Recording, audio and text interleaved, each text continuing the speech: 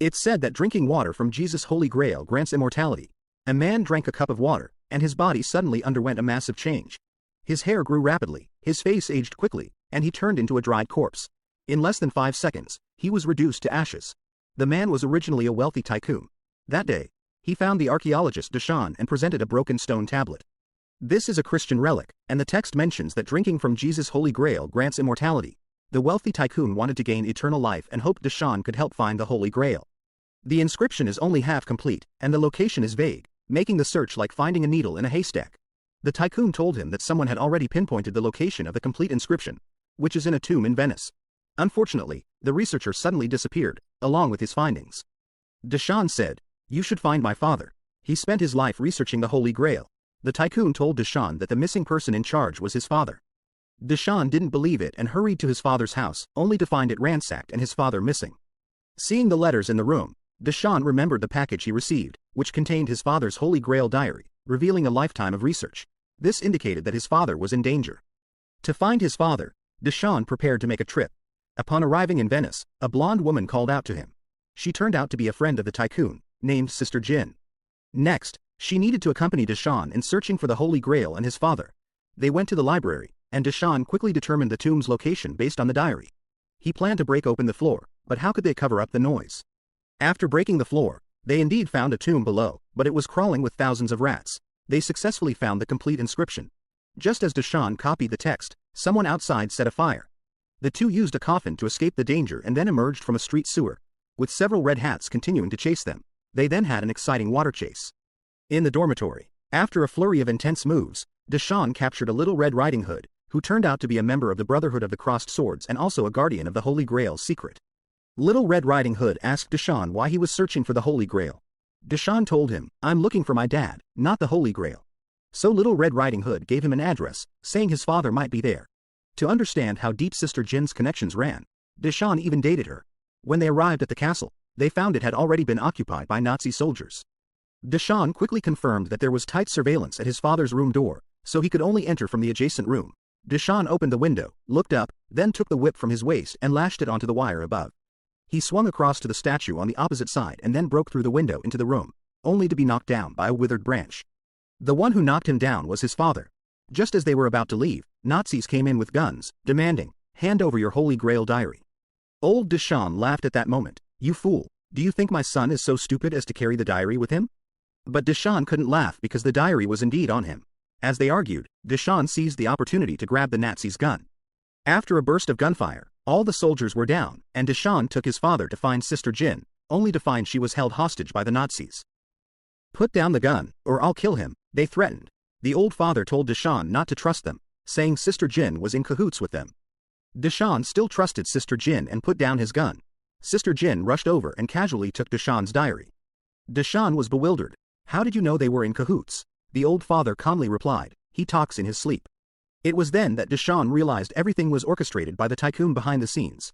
The tycoon opened the diary to find the most important pages missing.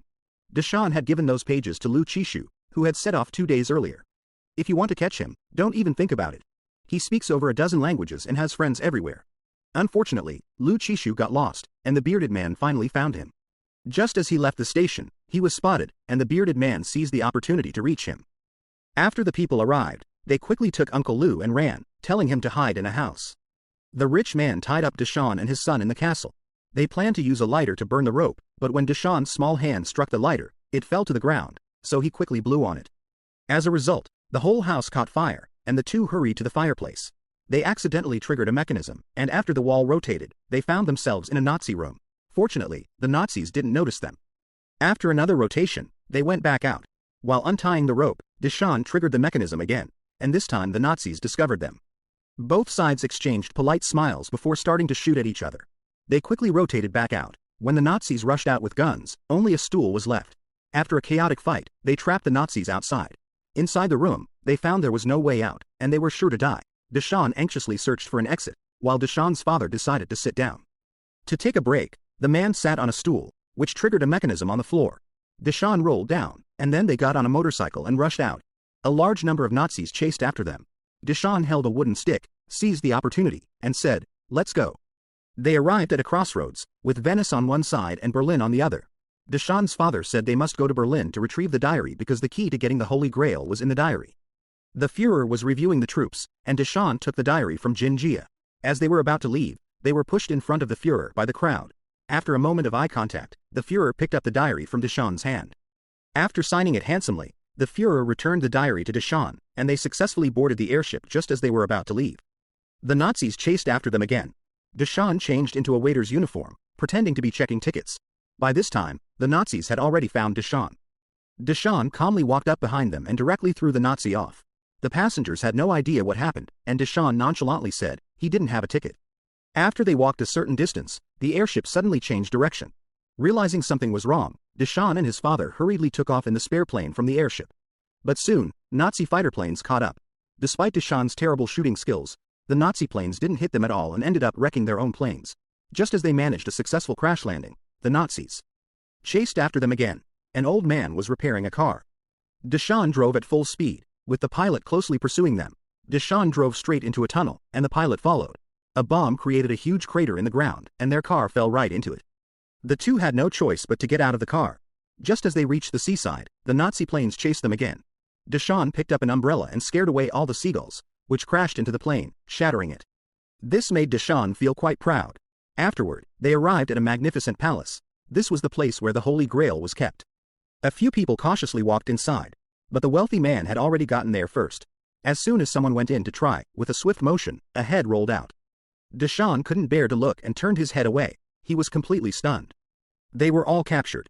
The wealthy man ordered Deshawn to go in and find the Holy Grail. Deshawn refused, so the wealthy man shot Deshawn's father.